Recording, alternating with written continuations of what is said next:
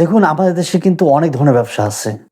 আমাদের দেশে অনেক ধরনের ব্যবসা আছে এবং আমরা অনেক ধরনের ব্যবসা করি। আসলে পৃথিবীতে লক্ষ, লক্ষ কোটি, কোটি ব্যবসা। এর মধ্যে একটা সহজলভ্য ব্যবসা যেটা আসলে সচরাচর আমরা সবাই চোখের সামনে দেখি, সেটা হচ্ছে আপনার চালের ব্যবসা। আর এই চালের ব্যবসা করতে গেলে অনেকরা নতুনরা এই চালের ব্যবসা করতে গিয়ে অনেক ধরনের সমস্যা অ্যাম এবং বিড়ম্বনার মধ্যে পড়েন এবং পুঁজি হারায় ফেলেন। খুব সহজে তারা এখান থেকে এই চালের ব্যবসা করতে গিয়ে ১.৫ থেকে ২ বছরের মধ্যে আপনি দেউলিয়া ঘোষণা করেন এবং তাদের পুঁজি খুঁজে পায় না। তাদের জন্য আজকে এই ভিডিও। আমি এমডি আহসান আহাদ। আমি আপনাদের সামনে নতুন করে আপনি এই চালের ব্যবসায় আপনি কিভাবে লস এবং প্রতারণা এবং ভালো পরিমাণ লাভ করতে পারবেন এবং প্রতারণা থেকে বাঁচতে পারবেন, সেই আলোকেই আমার এই ভিডিও করা। আপনারা আসলে একটা যখন ব্যবসা করেন অনেক কষ্ট করে পুঁজি সংগ্রহ করে আপনার সারা জীবনের সঞ্চয় বা আপনার বাবার দেয়া অনেক সারা জীবনের সঞ্চয় দিয়ে আপনি এই ব্যবসা শুরু করেন। আর এই ব্যবসা শুরু করার ৬ মাস থেকে ১ বছরের মধ্যে এই পুঁজি হারিয়ে ফেলা কত কষ্টকর। যে ব্যক্তি এই প্রবলেম পড়ে সেই ব্যক্তিই জানে যে আসলে কত কষ্ট করে তারা এই পুঁজিটা সংগ্রহ করার পরে এই ব্যবসাটা আর বেশিদিন টিকে রাখতে পারতেছে না। তাই আমি আপনাদের সামনে চালের ব্যবসা করার আগে এই ভিডিওটা দেখে নিন। চাল ১ নাম্বার হচ্ছে যে আপনি চালের ব্যবসা করতে যাচ্ছেন। চাল আপনি চিনতেছেন না। আপনাকে ১ম স্টেপে যে আমরা ভুলটা করে থাকি, আপনি চাল সম্পর্কে জানি না। চালের কিন্তু ভিতরে অনেক ধরনের কারিশমা থাকে, যেটা আমরা আসলে জানি না। চাল অনেক ধরনের থাকে। এখানে চালের জাতগুলো হচ্ছে নাজির শাইল, মিনিকেট, তারপর হচ্ছে যে ১৪, ২৯, অ্যা তারপরে নাজির শাইল। অসংখ্য জাত আছে। আসলে এই জাতগুলো আমরা চিনি না। আসলে আপনি যদি চালের ব্যবসা করতে চান, ১ম এ এই জাতগুলো জানতে হবে। এবং আরেকটা বিষয় জানি না যে আসলে চাল কোথা থেকে নিয়ে আসবো এবং আমি আড়ত থেকে কিনবো না হচ্ছে যে মিল থেকে কিনবো, এটা আসলে আমরা জানি না। এই বিষয়গুলো জানতে হবে। ১ নাম্বার যে বিষয়টা হচ্ছে যে পাঁচকাঠি বা ভাঙা চাল। দেখুন, আমরা চাল কিনতে গেছি কিন্তু চালের বস্তার ভেতরে ১ম স্টেপে ভালো এবং ভালো পরিমাণ এবং ভালো ঝকঝকে চাল থাকে কিন্তু ভেতরে থাকে ভাঙা চাল। তাই আমরা এই চাল কেনার সময় আপনাকে যে বস্তা থাকবে, বস্তার মিডল স্টেজে আপনাকে একটা পাশকাঠি দিয়ে আপনাকে চালটা চেক করে আপনাকে দেখতে হবে যে চালটা ভাঙা আছে না আপনার অ্যা ফুল চাল আছে। এই চালটা দেখতে হবে। কেননা আপনি একটা জিনিস বিক্রি করবেন, সেই বিক্রিটা যদি আপনার প্রপারলি যদি কাস্টমার স্যাটিসফাই না হয়, কাস্টমার যদি সন্তোষজনক না হয়, তাহলে কিন্তু এটা হবে না। তাই আপনাকে চালটা কেনার সময় আপনাকে চালটা আপনি বিজনেস করতেছেন কিন্তু চালটার ভেতরে কি আছে আপনি দেখতেছেন না। ১ম স্টেপে আপনাকে চালটা চিনতে হবে এবং ভালো পরিমাণ চালটা যেন আপনার গোটা, গোটা থাকে, কোনো ভাঙা না থাকে সেটা আপনাকে দেখতে হবে।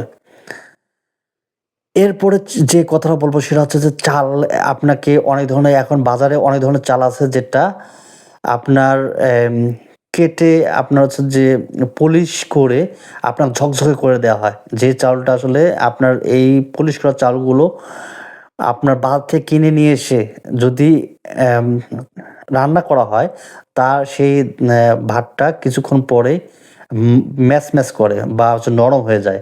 যেটা আসলে কাস্টমাররা এটা কমপ্লেইন করে। আর এ ধরনের চাল যেন আপনার গোডাউনে বা দোকানে না ওঠে এটা আপনাকে লক্ষ্য করতে হবে।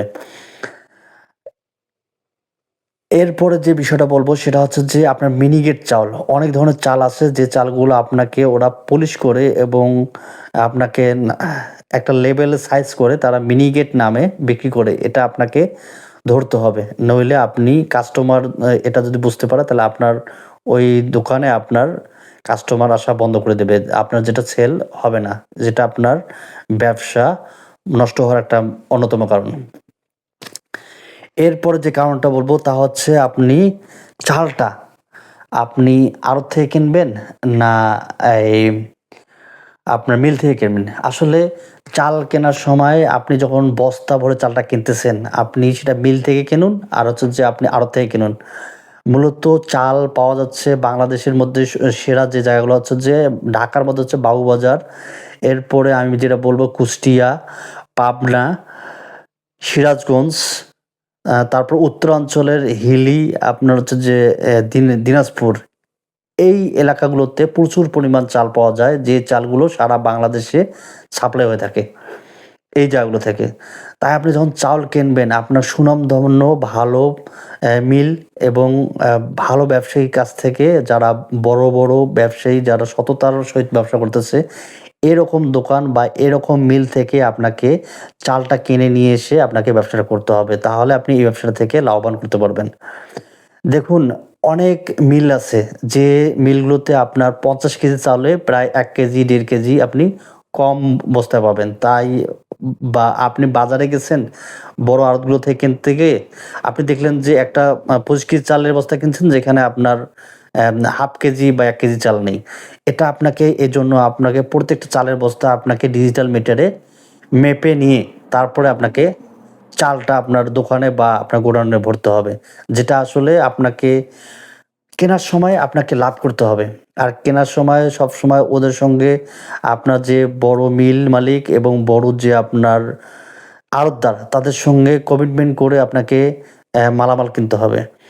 আপনি যদি মিল থেকে কেনেন তাহলে মিল থেকে আপনি বাকিতে মালামাল পাবেন না। আপনি যদি অ্যা দোকান থেকে কেনেন, বড় আড়ত থেকে কেনেন, আপনি বাকিতে পাবেন। তারপরে আমি বলব যে আপনি ১ম স্টেপে যখন নতুন করে ব্যবসা শুরু করবেন, কখনোই আপনি বাকিতে মালামাল নিতে যাবেন না। আপনার সাথে সম্পর্ক যতই ভালো থাক, আপনি প্রয়োজনে আপনার সাথে যার সম্পর্ক আছে তার সঙ্গে কেনার দরকার নেই। আপনি ৮-১০ টা দোকান বেছে আপনার যে দোকানটা ভাল লাগে আপনি সেই দোকান থেকে আপনি মালটা খরিদ করুন এবং সততা যার আছে তার ভেতরে থেকে মালটা খরিদ করে আপনি দোকানটা পরিচালনা করুন। তাহলে এখান থেকে আপনি ভালো পরিমাণ একটা ইনকাম জেনারেট করতে পারবেন। আর চালের ব্যবসা আপনাকে ভালো করার জন্য আপনাকে যেটা গুরুত্বপূর্ণ টিপস রাখতে হবে, আপনার কোন সময় সিজন আছে, এই সিজনে আপনাকে বেশি পরিমাণ চাল স্টক করে রাখতে হবে এবং আপনাকে চাল মূলত হচ্ছে যে বৈশাখ মাসে বেশিরভাগ চালের সিজন থাকে। এই সিজনে আপনি যদি চাল বেশি পরিমাণ কিনে আপনি গোডাউন বা স্টকে আপনি স্টক করে রাখতে পারেন। এই চালের বস্তা যখন ২ মাস ৩ মাস পরে যখন চালের সিজন বন্ধ হয়ে যায় তখন আপনার প্রতি বস্তা প্রতি ৳২০০-৩০০ ইনকাম করতে পারবেন। তাই আপনাকে এই বিষয়গুলো মাথায় রেখে আপনাকে চালের ব্যবসা করতে হবে। গুরুত্বপূর্ণ যেটা টিপস হচ্ছে সেটা হচ্ছে যে আপনাকে চালের ব্যবসাটা যে আপনি দোকানটা বা শপটা দিবেন, সেই দোকান বা শপ হচ্ছে যে আপনার বাজার যেখানে মানুষের সমাগম বেশি বাজার বা আপনার বড় গার্মেন্টস সেক্টর বা বড় ফ্যাক্টরি যেখানে মানুষের আনাগোনাটা বেশি বা যেখানে চালের বেশি দোকান আছে, এই জায়গাগুলোতে আপনাকে এই চালের দোকানটা দিতে হবে। আর একটা বিষয় মাথায় রাখতে হবে যখন আপনি চালের ব্যবসা দিবেন, আপনার যে পুঁজি থাকবে এই পুঁজির পুরো টাকাটা একবারে আপনি ইনভেস্টমেন্ট করবেন না। আপনাকে এই যে পুঁজিটা থাকবে এখানে মিনিমাম ৩ ভাগে ভাগ করতে হবে। আপনি যদি মূলত একটা ভালো একটা দোকান আপনি চালের দোকান করতে চান মিনিমাম ৮ থেকে ১০ লাখ টাকা লাগবে। এটা আপনি মিনিমাম হচ্ছে ২ থেকে ৩ ভাগ করুন। ১ম স্টেপের যে ভাগে আছে আপনি ১ম স্টেপে যে যে টাকাটা থাকবে ওই টাকা দিয়ে আপনি চালটা কিনে নিয়ে আসুন এবং পরবর্তীতে আপনি আপনার ব্যবসা বুঝে পরবর্তীতে নেক্সট স্টেপে আবার চালের ব্যবসার ইনভেস্টমেন্ট করুন এবং এরকম করে আপনি যখন একটু বুঝে শুনে উঠবেন বা আপনি যখন কাস্টমার চিনতে থাকবেন এবং আপনার কাস্টমার চেনার জন্য কিছু উপায় আপনাকে রাখতে হবে। আপনি ১ম স্টেপে দোকান দেয়া মাত্রই আপনি কাস্টমার চিনতে পারবেন না। আর কাস্টমার চেনার জন্য আপনাকে অ্যাম একটু সময় ধরে ২ মাস ৩ মাস একটু ওয়েট করতে হবে এবং কাস্টমারের সাথে সম্পর্ক রাখতে হবে। তাহলে আপনি বুঝতে পারবেন যে কোন কাস্টমারটা ভালো, কোন কাস্টমারটা আপনাকে ঠিকভাবে পেমেন্ট দিচ্ছে, কোন কাস্টমার আপনাকে পেমেন্ট দিচ্ছে না এগুলো আপনি বুঝতে পারবেন। আর আপনাকে সবসময় মাথায় রাখতে হবে আপনার ব্যবসা হচ্ছে যে অনেক কষ্ট করে ইনভেস্টমেন্ট করছেন, এখানকার টাকা কোনোভাবে যেন ক্ষয়ে না যায় এদিকে মাথায় রাখতে হবে। আর চেষ্টা করতে হবে আপনি যখন গোডাউনে বা দোকানে যখন মালামাল নিয়ে আসবেন একবারে ট্রাক যোগে যেন নিয়ে আসতে পারেন তাহলে লেবার কস্টিং এবং ট্রাভেল যে কস্টিং এটা আপনার একবারে পোষায় যাবে। সেক্ষেত্রে আপনার ব্যবসাটা করার জন্য আপনি খুব ভালো এখান থেকে বেনিফিট করতে পারবেন। নইলে যদি খুচরা করে কিনতে যান তাহলে আপনি এখানে ভালো কিছু করতে পারবেন না। আরেকটা বিষয় মাথায় রাখতে হবে যে আপনি যখন গোডাউন বা দোকানে আপনার যে মালামালটা রাখতেছেন সেটার উপরে একটু মাচা সিস্টেম করে বা আপনার মেঝেতে একটা কাঠের উপর একটা প্রলেপ দিয়ে এখানে ওর উপরেই আপনার চালটা রাখবেন, যেন নিচে মেঝেতে একবার ডাইরেক্ট আপনার এই চালটা না থাকে। আর আপনার ইঁদুর এবং পোকামাকড় থেকে আপনার এই চালটা যেন সংরক্ষণ থাকে সেদিকে লক্ষ্য রাখতে হবে এবং আপনাকে এদিকে ভালোটা নজর রাখতে হবে। আর সবশেষে পরিবেশক বলবো, আপনি চালের একটা ভালো ব্যবসা। আর এই ব্যবসায় যদি আপনি ভালো বেনিফিট করতে চান, আপনাকে একটু ধৈর্য ধরে ২ বছর ৩ বছর সময় দিতে হবে। দেখবেন যে এই চালের ব্যবসা করেই আপনি লাখপতি, কোটিপতি হতে পারবেন।